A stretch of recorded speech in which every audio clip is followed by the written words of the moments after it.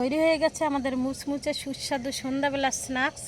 সন্ধ্যাবেলা চায়ের আড্ডা জমাতে অবশ্যই একবার এই ফুলকপির পকোড়া বানিয়ে ট্রাই করুন বন্ধুরা। প্রকৃতির মাঝে বসে আজকে তৈরি করব ফুলকপির পকোড়া। ফুলকপির পকোড়া বানানোর জন্য নিয়ে নিয়েছি বড় সাইজের একটা ফুলকপি।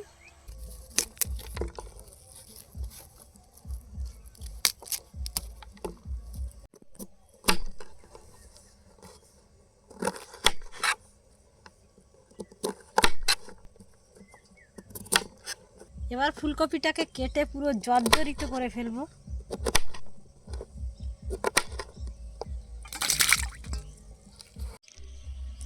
এদিকে চলছে গরম গরম পকোড়ার আয়োজন, আর ওদিকে বাগানে স্প্রে চলছে। স্প্রে হয়ে গেলে গরম গরম পকোড়া খাওয়া হবে।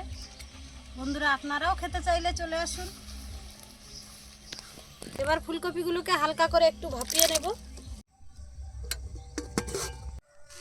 এবার মোটা বৌদির বাগান থেকে তুলে নেব মোটা মোটা ধনিয়া পাতা। মোটা বৌদির বাগানে চলে এসেছি বন্ধুরা। ফুলকপির পকোড়া হবে ধনিয়া পাতা দিয়া। বাগানের টাটকা টাটকা ধনিয়া পাতা দিলে কিন্তু পকোড়ার স্বাদ দ্বিগুণ বেড়ে যাবে।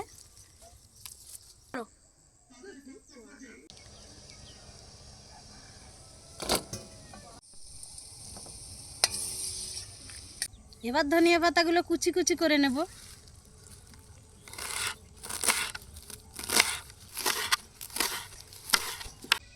পকোড়াগুলো মুচমুচে বানানোর জন্য এখানে নিয়ে নিয়েছি চালের গুঁড়ো আর বেসন। দিয়ে দেবো স্বাদ মতো লবণ, ধনে পাতা কুচি। এবার পকোড়া বানানোর জন্য দিয়ে দেবো কিছু মশলা। আগে দিয়ে দিলাম গরম মশলা গুঁড়ো, জিরা গুঁড়ো, লঙ্কা গুঁড়ো, একটু ঝাল ঝাল হবে। এবার দিয়ে দেবো ধনিয়া গুঁড়ো, একসাথে মিক্স করে নেব। দিয়ে একটা ঘন ব্যাটার বানিয়ে নেব। এবার ফুলকপিগুলো বেসনে ডুবিয়ে গরম গরম তেলে ছাড়তে হবে, আর গরম গরম খেতে হবে মুচমুচে পকোড়া। শীতের সন্ধ্যা পুরো জমে যাবে।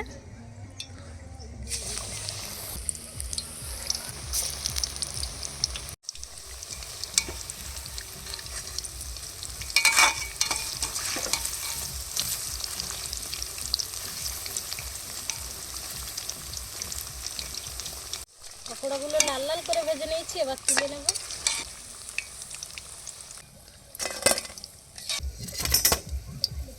বন্ধুরা এবার নিয়ে বসে পড়েছি মুচমুচে দারুণ স্বাদের ফুলকপির পকোড়া। এবার খাবো। আবার চলে এসেছি পুরো মুচমুচে।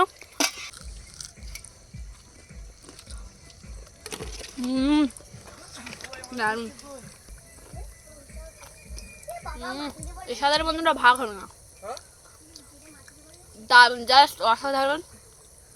প্রকৃতির মাঝে বসে পকোড়া খাওয়ার মজাই আলাদা, আর এই পকোড়ার স্বাদ কিন্তু অন্যরকম।